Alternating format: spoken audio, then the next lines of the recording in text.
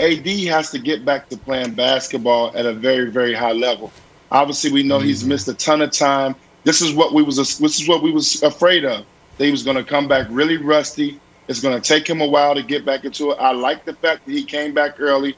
He still has plenty of games to get his rhythm back. But I said this in the beginning, when both of these guys went down, they were going to slide down the Western Conference and put themselves in a very tough position. They're a game and a half from being in the 7th, 8th spot. And now they need LeBron to come back because seeding is important. I mean, obviously the teams at top don't want to play them, don't want to play the Lakers in the first round. But right now the Lakers are sliding. They're not playing very good basketball. AD's going to probably need all these games to get his rhythm back. Now, what I did like is his aggressive state the second game more than the first game. He was 5 for 19. I like the fact he was aggressive and trying to score the basketball, and they need that from him. But right now, they do need LeBron to come back. I think we're giving him too much of a slide scale because LeBron has been so great in the past throughout the playoffs and been able to dominate. And we believe that LeBron's going to come back and just be this superhero. But they got to get back to playing good basketball. It's a lot of good teams in the Western Conference that are playing really, really well and that are not scared of the Lakers anymore.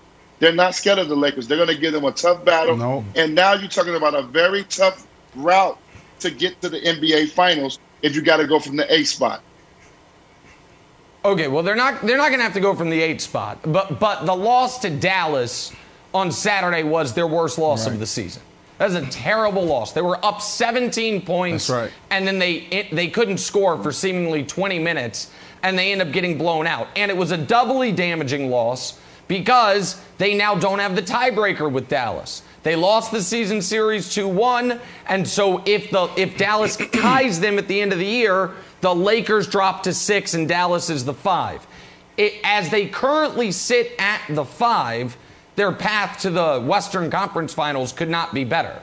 You get Denver in round 1 with no Jamal Murray. Denver's drawing dead. And then you get Utah in round 2. So the Lakers, if they stay at 5, are in a great position. But 6 would mean potentially the Clippers or the Suns in round 1. And that now your path to the finals is demonstrably more difficult. Luckily for them, the answer to this question is very simple. Will LeBron solve all their problems? Yes, obviously, of course he will. Like, what are we talking about? Guys, listen, I understand that we can't remember everything ever anymore. But this is laughable. What did the Lakers look like?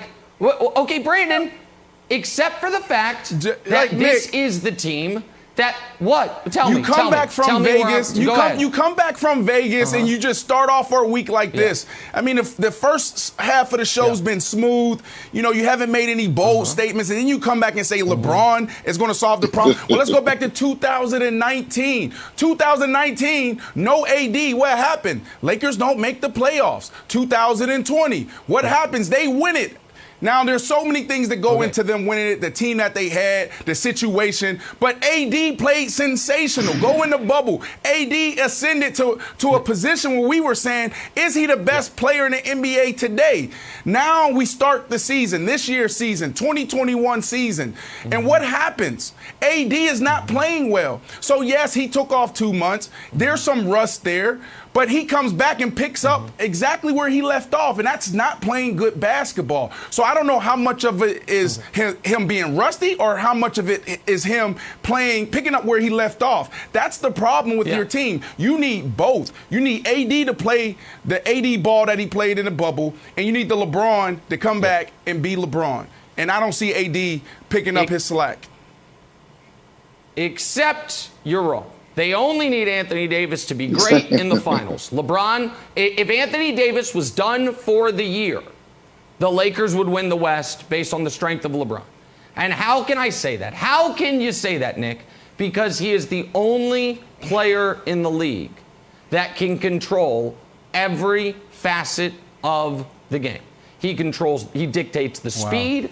He dictates the tenor of the game, how it's going to be played. He dictates his offense and his team's defense. The only guy in the league that comes close to doing that is Chris Paul, but because Chris Paul is shorter than me, there is a ceiling on how much he can actually control on the defensive end. Yeah. That's it. And so we can do the history lessons of it, but the history lessons are in 2015, this is what LeBron James did. In 2016, it's what he did. 2017, it's what he did. 2018, on a terrible roster, it's what he did. And in 2019, before he ripped his groin, he had a team, a Lakers team with a worse roster than this one, minus AD. So let me ask you a question. As the 3 seed before he got hurt. Yeah, go ahead. Go ahead. Well, and I'm sorry to do this because, this is it's not the question, but you brought it up Saturday against Dallas. Like, that doesn't concern you, that game? They had that game. That was a game I watched as well. And then Luka, before the game, what was he doing? He was shooting, nobody on air, nobody around him guarding him, and kept just holding his elbow. Oh, my elbow, my elbow. I mean, it was just bad for him just to get into his form. And then they played a game. In the first quarter, it was the same thing. Once he stopped touching his elbow, it was lights out after that. How does that not concern you? You have AD, the team is playing well, and then they just collapse once Luka stops complaining about his elbow. Right, because I do not think the Lakers, minus LeBron, are a great team. They remind me a lot of the Anthony Davis Pelican teams. But when you add, Wilds, when you add the still best player alive and the still greatest player ever, and oh, by the way, he all of a sudden just got 6 weeks of rest he wasn't expecting, then yeah, it'll solve all their problems. Like, we'll wait and see. We'll wait and see if this is finally the year LeBron James looks bad in the playoffs. It's happened once ever. It was a decade ago. We'll see if this is the year. I don't think it will be, Wilds. I don't think it will be either. Antoine, I think Nick is right.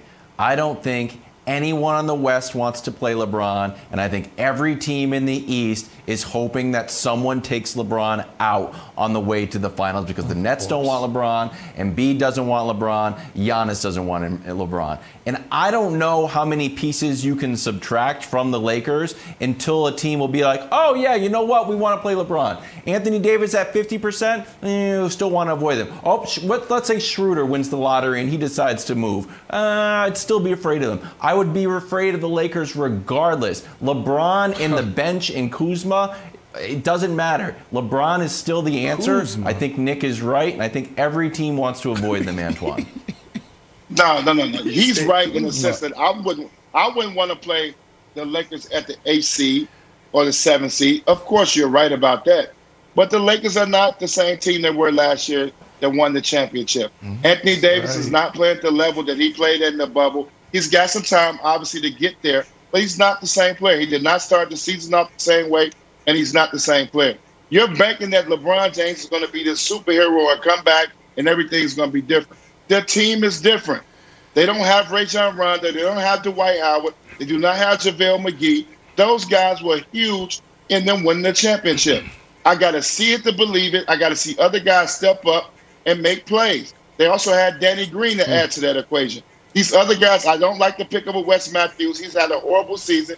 KCP3 has not been consistent all season long. Dennis Schroeder's had a great year. Montrezl Harrell has been consistent off the bench. But they don't have the same team that they had that they won the championship last year. And those guys are not playing well. So you asking for LeBron to come back after injury and to be playing at a very, very high level. And if he continues to sit out, I'm telling you, you got to come back and play some game. And hopefully he do. But I don't want to. You are right, Wiles. You are right, Nick. You do not want to play the Lakers at the 7th or 8th seed. They're too good. And I don't want to go against LeBron there. But they're not the same Laker team. They're in for a little trouble to get to the finals. And we're also assuming that AD is going to be healthy throughout the playoffs. Last year, it was every other quarter he was falling with something, and we thought it was over.